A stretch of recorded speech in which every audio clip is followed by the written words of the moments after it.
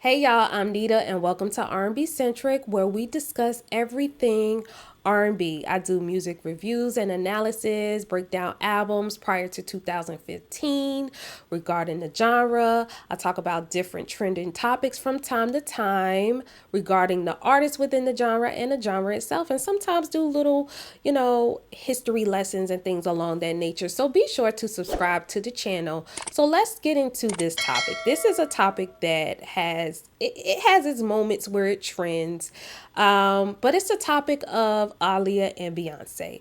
Would Beyoncé be who she is had Aaliyah still been alive? Honestly, who knows, right? So, but it's a topic that I see many generations arguing about, from Gen Xers to millennials to Gen Zs, even though by the time Gen Zs came around, Aaliyah had already passed on. But one thing I noticed about Gen Zs, they love the 90s. They really do love the 90s, and they tend to have this sense of nostalgia even though they weren't there, right? But the conversation tends to be amongst those groups. I don't know what drove it. I don't know what started it. I am quite curious of that because I was there in real time when Aaliyah and Beyonce were around at the same time, and I never seen a comparison between those two artists. Like, just never. Now, granted, Beyonce was still in Destiny's Child, so she wasn't a solo artist yet, right? Her solo album, I believe, didn't come out till 2003. So a few years after Aaliyah has already passed away, right? But still, it was never really a thought to compare those two. So I do often wonder how this conversation came about. So do you have some people that believe that Aaliyah would be a bigger artist than Beyonce? And then you have other people that's like, nah, if Aaliyah was still alive, she would still be, along the lines of where Brandy is, Monica, those people who were her peers at the time, because they were the big three back in the mid 90s. You had Aaliyah, Brandy, and Monica, right? So some people think that she would be along the level of where they are today as far as relevancy. So, and then you have some people that was straight up saying, nah, y'all be like, she washed up. She washed up, And I do believe there's a subgroup of people that would be that way, because this generation, I would say, is the most disrespectful when it comes to artists, iconic artists, legendary artists. Like, the disrespect of the people who paved the way for you is ridiculous. It was very different for me from when I was a kid. Because when I was a kid, you still had Patti LaBelle putting out albums. You still had Aretha Franklin over here working with Lauryn Hill talking about a rose is still a rose. I was in elementary school talking about kind of man, Patty song back in the day. So, and we still appreciated those ladies, even though very much by then they were seasoned, right? But this is a different generation, right? I think the people that believe that Aaliyah would be a bigger artist is because they just have this really lasting love for her. She's such a huge influence. In her short life, she has influenced so many young women in the industry. I honestly think she influenced, some guys as well, as far as, especially when it comes to the mellow singing and things along that nature, right? So, do I agree with the sentiment that Aaliyah would be a bigger artist than Beyonce today had she been alive? Or do I how else or would Beyonce even be who she is, right? Here's the thing. I don't believe Aaliyah would be a bigger artist. And and let me preface this, that I am a huge Aaliyah fan. I love her, right? I'm a huge fan of hers, but I cannot sit here in my genuine heart and say she would be a bigger artist. And here's why. When we talk about Aaliyah, Aaliyah was not protected. She was not protected in that industry. While her family was very much always around her, her family was the ones that put her in the situations for her to be essayed, for her to, just be in situations that children should not be in, right? She had her uncle. Let's do a little compare and contrast, right? Aaliyah had her uncle Barry Hankerson. Beyonce has Matthew Knowles. While both men are money hungry, about their business, willing to, step on toes to get what it is they want and the things they need and things along that nature, the difference is Matthew protected Beyonce. Now, he might did some messed up stuff down the line with the money, but when I say protected, he wasn't about to let Mr. Kelly get to the Destiny's Children. I believe I heard a story where they did do a song with him, but you better believe there was somebody in there with her. All those rules about, no, I don't want nobody in the studio when I'm in there. No. And I don't think the song was ever really released anyway. But Aaliyah had no business being in a studio with a grown man by herself. 13, 14 years old. No business. She was not protected. Barry did not protect her. If anything, he is the reason those things happened to her. Or a big part of the reason, I should say. And then you have the mothers. You have Miss Diane and you have Miss Tina. While I believe both mothers loved their children greatly, Tina was always there. Granted, she was their stylist, but Tina was always there. You could tell Miss Tina don't play. Miss Celestine don't play. And I think for Miss Diane, I think she was too trusting. She has to, her and her husband, her Aaliyah's father, had to hold so much accountability for the things that happened to her, right? And I'm pretty sure it weighs on her to this day. But I think her problem is that she didn't love her daughter. I don't think she wanted those things to happen to her daughter. I think she was just too trusting of the people around, right? So that's another thing. And then you have the boyfriends and, well, now husband. You had the Damons and you had the Jay-Z. Jay-Z is about his money. Jay-Z is about strategy. Jay-Z is about his brand. And he knew how to work Beyonce in that brand. Damon wasn't trying to brand Aaliyah. Truth be told, if she was still alive today, baby, y'all know they would not be together. They would not be together. All in all, both ladies had people behind them, but the machine behind Beyonce was much stronger, much more protective, willing to step on a little bit more toes and things along that nature. And also, it also adds that she is hardworking, but she's not the only hardworking person. We're not going to do that. You have to work hard in that industry to even become who you're going to become, to even get heard to some degree, right? So, of course, with her hard work, but the machine behind her as well protected her. They helped her. No one gets where they are by themselves. Hard work alone doesn't do it. We all know the saying, ain't what you know, baby, it's who you know, right? Aaliyah knew people. But those people weren't there for her. Those people weren't there for her better good. They were there for themselves. She did not have that protection and that good machine behind her to push her in a way that would have really put her to the point of Beyonce's musical success. And here's another reason why I say that. If you were there, you will remember when the Aaliyah's third album, her self-titled album, came out.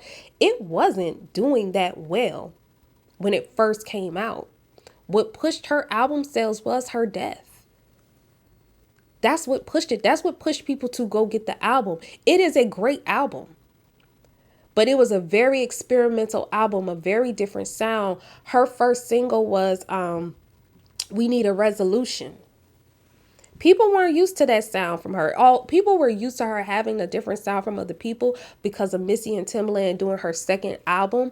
But this was a whole futuristic type thing.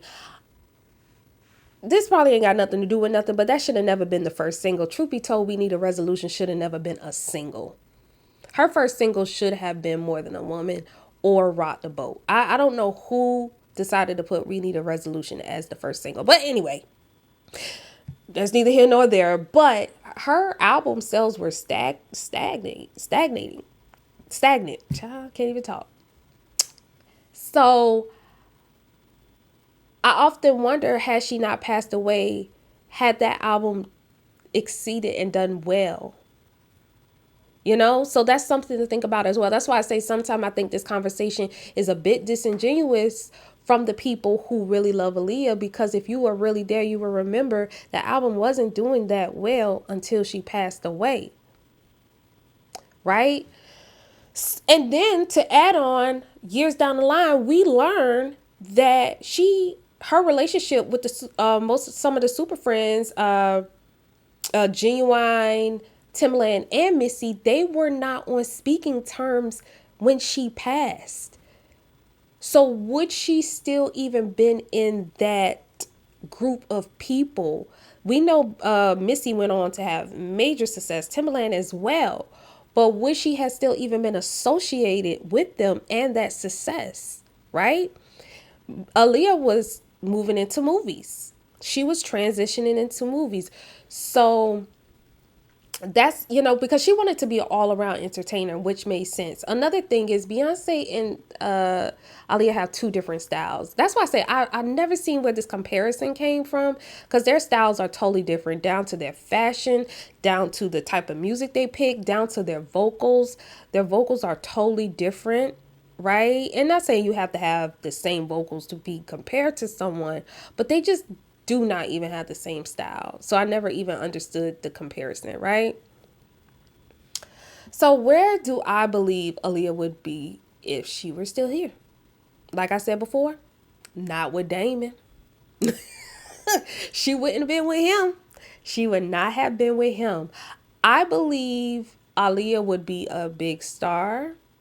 I believe it could be two things. It could be either she would be aligned kind of with where Brandy and Monica are as far as relevancy, or she would have become more of a huge movie star, but only if she would have transitioned away from her uncle. If she would have got up from her uncle's thumb, I believe she would excel as she probably would have went on to do more albums and probably would have did better, but she definitely would have became a movie star. But that's only if she got from under her uncle's thumb. I think her uncle, if she would have stayed under her uncle for longer than that third album, had she been alive, she would have probably had a downfall in her career. Because that man made some bad business moves. When you think about how he stalled the music from Tank, JoJo, Tony Braxton, and other people along on his roster. Those people were ready to get out of those contracts. Right? So I think she would have had to make a shift from her uncle in order to become a huge star. And even with all that, saying all of that, the truth is we don't know. We don't know what her true potential or full potential would have been. She was 22. If you're older than 22, think about if you would have passed away at 22. I think about that, and had I passed away at 22, oh my God, there's so much I wouldn't have accomplished, so much that I wouldn't have done. I wouldn't have my child. It's so much that would not have been done had I lost my life at 22. Had Beyonce lost her life at 22, you only would have got her Destiny's Child stuff and maybe her first album. That's it. So she would have never became the Beyonce that y'all know.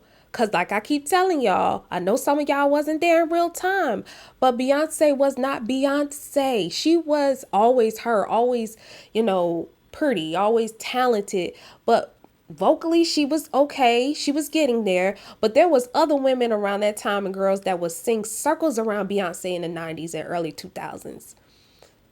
She was not the Beyonce y'all know of her today, right? She would definitely been remembered had she passed.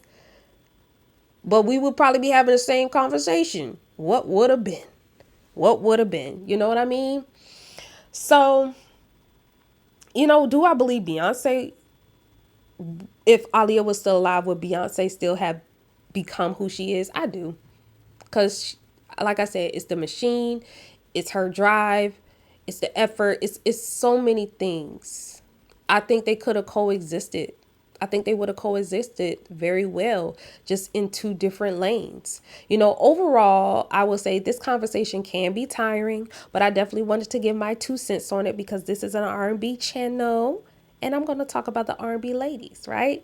So, another thing, I don't take issue with comparing and contrasting artists because it's art, right? It's art. And just like any form of art, it gets critiqued and people have their preference, right? So to me, it's like, I know you're going to have people that's like, stop comparing to black women. It's not a competition. And I honestly think those are disingenuous statements as well, because quite literally, that's what they do in the industry. They compete. They compete on who's going to top the charts. They compete about who got the most album sales. They compete about who's going to win the awards. And we contribute to that competition, right? In addition, we decide which albums we want to listen to based on our preference of the artist. So, miss me with the whole comparison thing. That's just what this industry is. But you can do it in a healthy way. And that's the problem. That's the problem that most people have, is doing it in a healthy way. And also consumers realizing like, yeah, you might have someone that you like better, but you still can support more than one person at a time. That way, everyone gets a chance to win. That's why, everyone who has good music, they get a chance for their stuff to be heard, right? We as consumers and listeners have to be the one to expand ourselves to receive from these artists so that they all get a chance. The ones that deserve it, of course, But like I said, we'll never know. We will never know. She died young. We never got to see her voice mature. Your voice is not at its best at 22. We mostly know her voice as a teenager. So when people's like, oh, she didn't sing that well, Aaliyah had a beautiful voice.